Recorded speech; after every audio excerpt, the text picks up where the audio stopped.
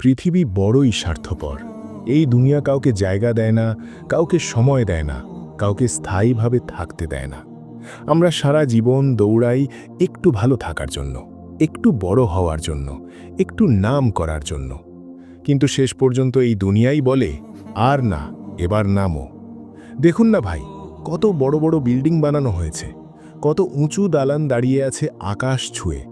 কিন্তু এই দুনিয়া কাউকে সেই দালানে চিরদিন থাকতে দেয়নি। একদিন ঠিকই বলে দিয়েছে, তুমি আর এখানে থাকার যোগ্য নও, নিচে নামো।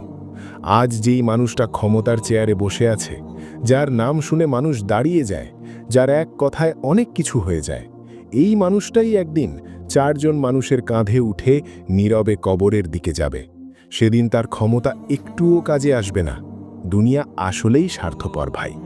এই পৃথিবীর বুকে কত ক্ষমতাধর মানুষ হেঁটে বেরিয়েছে, কত রাজা, কত বাদশাহ, কত বড় বড় নেতা। আজ তারা সবাই কোথায়? সবাই মাটির নিচে। একই মাটি, একই অন্ধকার, একই নীরবতা। কত ধনী মানুষ ছিল ভাই, যাদের ঘরে টাকা গুণে শেষ করা যেত না, যাদের সম্পদের হিসাব লিখতে আলাদা লোক লাগত। আজ তাদের সবাইকে এক টুকরো কাপড়ে মুড়ে মাটির নিচে শুইয়ে রাখা হয়েছে। একটাও টাকা সাথে নিতে পারেনি। ভাই, এই দুনিয়ায় কেউ আপনার জন্য থেমে থাকবে না। আজ আপনি আছেন, সবাই আপনার চারপাশে। কাল আপনি নেই, দুনিয়া ঠিকই চলবে। আপনার ঘরটা ভরে যাবে অন্য মানুষের হাসিতে, আপনার চেয়ারটায় বসবে অন্য কেউ। এইটাই দুনিয়ার বাস্তবতা। আজ যারা আপনাকে দেখে হিংসে করে, আজ যারা আপনাকে দেখে ভয় পায়, আজ যারা আপনার নাম শুনে মাথা নিচু করে, একদিন তারাই আপনার জন্য শেষ মাটিটুকু দিয়ে দেবে আর চুপচাপ চলে যাবে।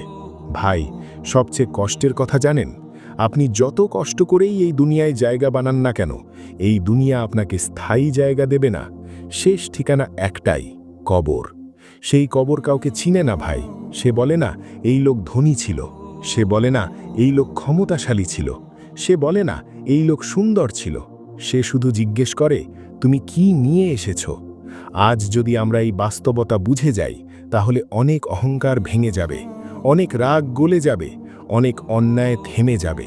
কারণ যেই মানুষ জানে শেষে আমাকে মাটির নিচেই যেতে হবে, সে মানুষ আর কাউকে কষ্ট দিয়ে শান্তি পায় না। ভাই, দুনিয়ার জন্য বেশি কান্না কইরেন না। এই দুনিয়া কাউকেই আপন করে নেয়নি। নিজেকে ঠিক করুন, আল্লাহর সাথে সম্পর্ক ঠিক করুন। কারণ দুনিয়া আপনাকে ছেড়ে দেবে, কিন্তু আল্লাহ কখনো ছেড়ে দেন না। আজ যদি এই কথাগুলো শুনে আপনার বুকটা ভারী লাগে, চোখের কোণে পানি চলে আসে, তাহলে বুঝবেন আপনি এখনো জীবিত, আপনার হৃদয় এখনো মরে যায়নি। আর যেই হৃদয় এখনো কাঁদতে পারে, আল্লাহ সেই হৃদয়কেই সবচেয়ে বেশি ভালোবাসেন। ভাই, একটু থামেন, একবার নিজের বুকের উপর হাত রেখে ভাবেন, আমরা যে এত দৌড়াচ্ছি, এই দৌড়ের শেষ কোথায়?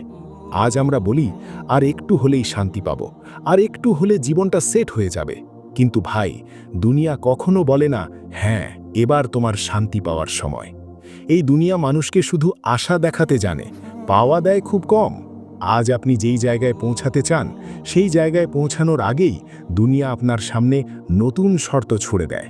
ভাই, দেখেন না, একজন মানুষ সারা জীবন ঘাম ঝরায়, দিন রাত এক করে, শরীরটাকে ভেঙে ফেলে, ভাবতে থাকে একদিন ঠিকই আরামে থাকব।